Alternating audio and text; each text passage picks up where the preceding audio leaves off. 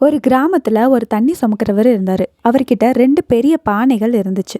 அந்த 2 பானையுமே ஒரு நீண்ட குச்சியோட 2 மொனைகள்லயும் கட்டி தன்னோட கழுத்துல சுமந்துக்கிட்டு தினைக்கும் ஆத்துக்கு போவாரு.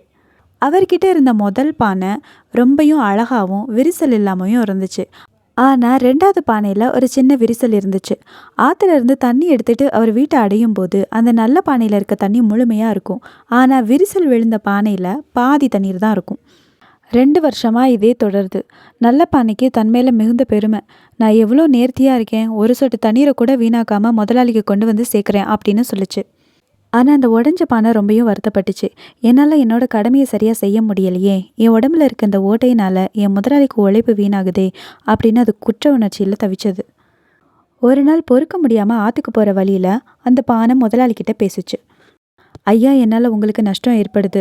என்கிட்ட இருக்க இந்த விரிசல் வழியா பாதி தண்ணீர் சிந்திருது. என்னை மன்னிச்சிடுங்க. என்னை மாத்திட்டு வேற பானையை வாங்கிக்கோங்க அப்படின்னு சொல்லுச்சு. அதை கேட்டு அந்த மனுஷர் மென்மையா சிரிச்சாரு. கவலைப்படாத பானையே, இன்னைக்கு நம்ம வீட்டுக்கு திரும்பும்போது பாதியோட ஓரத்தை பாரு, உனக்கே தெரியும் அப்படின்னு சொன்னாரு. அவங்க வீட்டுக்கு திரும்பும்போது அந்த உடஞ்ச பானை கவனிக்குது. பாதைக்கு ஒரு பக்கம் முழுவதும் அழகான மலர் செடிகள் பூத்து குலுங்குச்சு. அந்த பூக்கள் சூரிய ஒளியில மின்னுச்சு. இதை பார்த்த பானைக்கு கொஞ்சம் மகிழ்ச்சியாக தான் இருந்தது. ஆனாலும் வீட்டை அடையும் போது மறுபடியும் பாதி தண்ணீர் சிந்தி இருந்ததால அதுக்கு வருத்தம் தான் மிஞ்சுது. முதலாளி அந்த பானையை பார்த்து சொன்னாரு, பானையை நீ கவனிச்சியா? அந்த அழகான மலர்கள் உன் பக்கம் உள்ள பாதையில தான் வளர்ந்துருக்குது, மற்ற பானையோட பக்கத்துல இல்லை. உன்கிட்ட விரிசல் இருக்குது எனக்கு முன்னாடியே தெரியும். ஆனால் நான் அதை எனக்கு சாதகமாக பயன்படுத்திக்கிட்டேன்.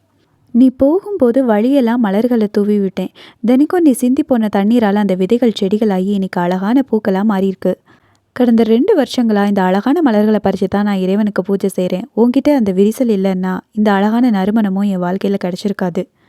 இந்த கதையிலேருந்து நம்ம தெரிஞ்சுக்கிறது என்னென்னா, நம்ம ஒவ்வொருக்கிட்டையும் ஏதாவது ஒரு குறை இல்லைன்னா பலவீனம் இருக்கும்.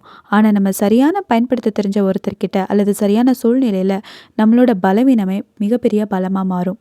இதுலேருந்து நம்ம கற்றுக்கிற முக்கியமான பாடம் என்னென்னா, நம்மளை ஒருபோதும் மற்றவங்களோட ஒப்பிட்டு தாழ்வாக நினைக்கக்கூடாது. குறைகளை கண்டு துவண்டு போயிடாமல் அதை எப்படி ஆக்கப்பூர்வமாக மாற்றலாம் அப்படின்னு யோசிக்கணும். இந்த கதை உங்களுக்கு பிடிச்சிருந்தா மறக்காமல் சேனலை சப்ஸ்கிரைப் பண்ணிக்கோங்க.